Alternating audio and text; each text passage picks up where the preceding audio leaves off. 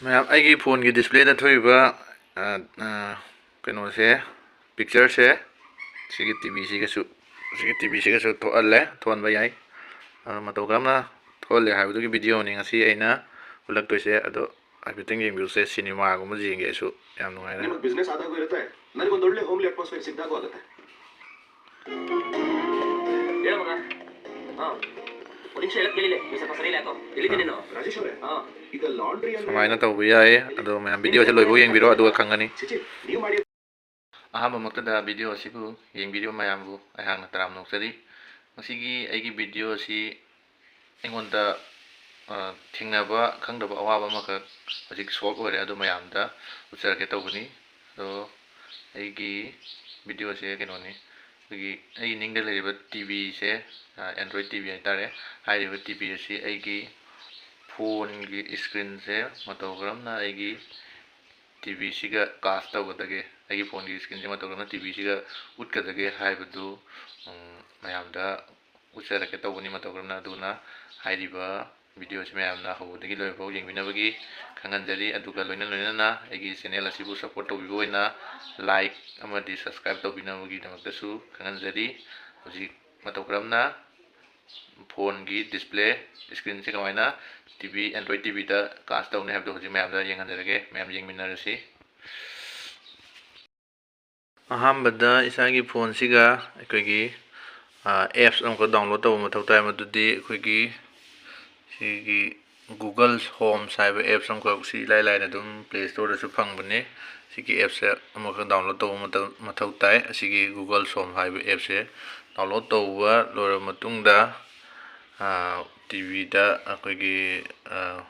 TV की wifi से on तौबिरने आइगी on लेरमे अदुगा setting चंगनी setting दा नेटवर्क एंड इंटरनेट हाइब पोसे चंगनी असिगे सिगा चंगा आइगी डिवाइस तो आइगी फोन से हॉटस्पॉट ऑन तौरनी हॉटस्पॉट ऑन तौर मतुंगदा सिगा थोकलानिको अदु थोकला मतुंगदा सिगा कनेक्ट तौरनी सि कनेक्टेड आइगी हांदे ऑटोमेटिक कनेक्ट दुम लाइजरे मसागी ऑन तौबो दुम फंगे फंगबा मतुंगदा सिगी फोन सिगी हॉटस्पॉट से टीवी दा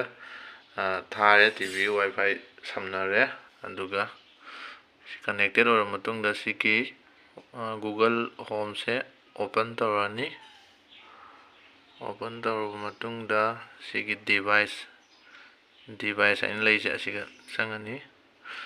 सिगा चंगा मतुंगदा असिगा एंड्रॉइड टीवी ने थोकले टीवी सिगी असिसे नमनी अदुगा असिगी पोट से सिगी से 100 अदुम लेहनबो वॉल्यूम से 100 अदुम थंबिरो अदुगा कास्ट माय स्क्रीन नाइसे नमनी कास्ट स्क्रीन नमनी स्टार्ट नाउ सि नमनी येंग से थोकले से मैम खंबिरानी को याम लाइना हजिकी गूगल होम हाइबा एप्स तो डाउनलोड तौर मतुंगदा इसागी एलईडी टीवी एंड्रॉइड टीवी दा वाईफाई तौरगा आइगी मोबाइल की स्क्रीन से टीवी दा कास्ट तौबो याय याम लाइना अदो येंग से हाइफेट कई यागेना सि बैक चले यूट्यूब वीडियो येंगो जाबा येंगसिको याबदी यायको मैमदसु येंगहनजरके आइबुदी येंगे दगदे डाउनलोड चले आइगी डाउनलोड वीडियो मखसुम जेंगलागे सिलेगा